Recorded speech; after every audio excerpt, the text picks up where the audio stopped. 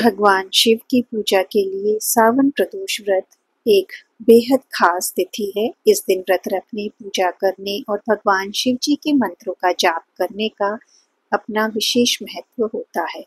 वहीं इन सब के साथ इस दिन प्रदोष व्रत की कथा का पाठ करना भी अत्यंत फलदायी माना गया है।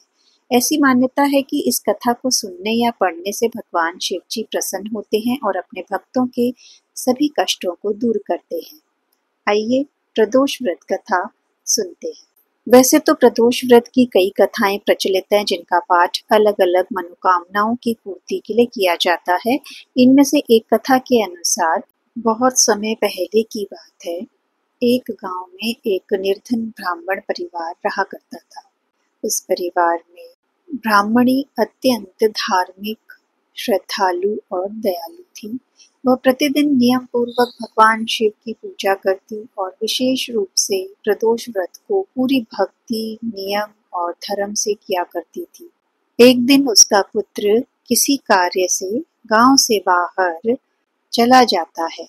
दुर्भाग्यवश रास्ते में कुछ चोर उसे घेर लेते हैं और उससे पूछते हैं, बताओ तुम्हारे पास अभी कितना धन है और तुम्हारे घर में धन कहाँ छिपा हुआ है। उसने बड़ी विनम्रता से कहा, मेरे पास अभी ना तो कोई धन है, मैं एक बहुत ही गरीब परिवार से हूँ और मेरे घर में भी कोई गुप्त खजाना नहीं है। उसकी बातें सुनकर चोरों ने उसे जाने दिया। फिर वह लड़का आगे बढ़ते हुए एक नगर में पहुंचा।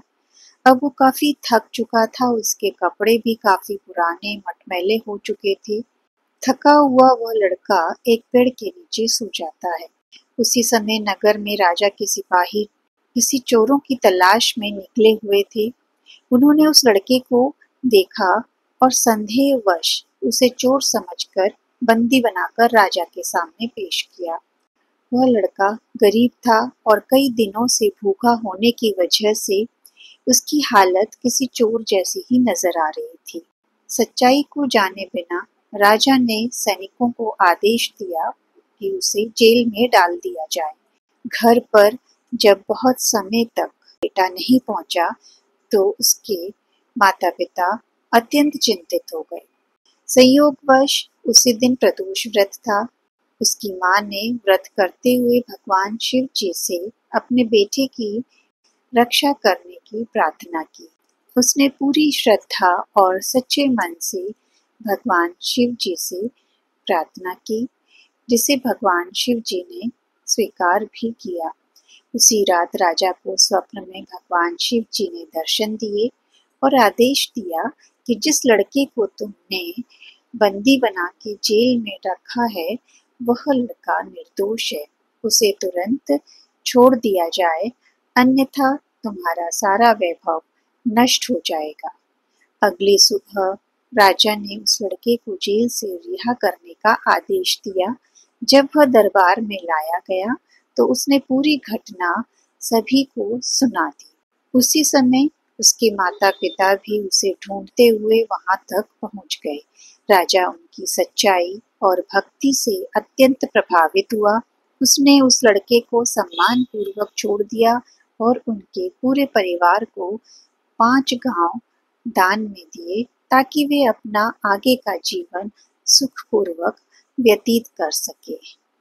इस कथा से हमें यह संदेश मिलता है कि प्रदोष व्रत केवल एक पूजा पाठ ही नहीं, बल्कि अगर हम भगवान शिव जी की सच्चे मन और पूरी श्रद्धा भाव के साथ प्रार्थना करते हैं तो उसका फल हमें अवश्य ही मिलता है।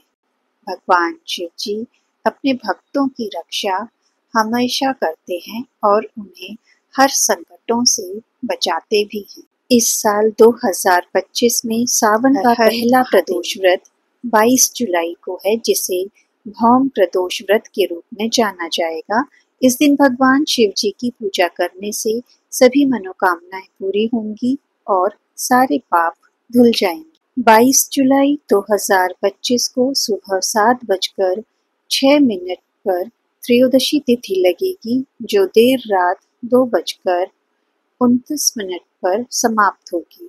प्रदोष व्रत में सूर्यास्त के बाद स्नान करने का भी महत्व है और शाम के समय साफ और सफेद कपड़े पहनकर पूर्व की ओर मुंह रखकर भगवान शिव जी की पूजा की जाती है।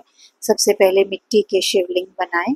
पार्थिव शिवलिंग बनाने का विधान है, सबसे पहले दिया जलाएं, भगवान गणेश जी की पूजा करें, शिव जी को जल, दूध, पंचामृत से स्नान करवाएं, बेलपत्र, फूल, पूजन सामग्री से पूजन करें, भगवान को नैवेद्य अर्पित करें, धतूरा, बेलपत्र आदि अवश्य चढ़ाएं।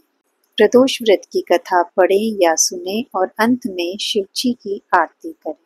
वीडियो जरा सी भी उपयोगी लगी हो तो लाइक और शेयर अवश्य करें। हर हर महादेव।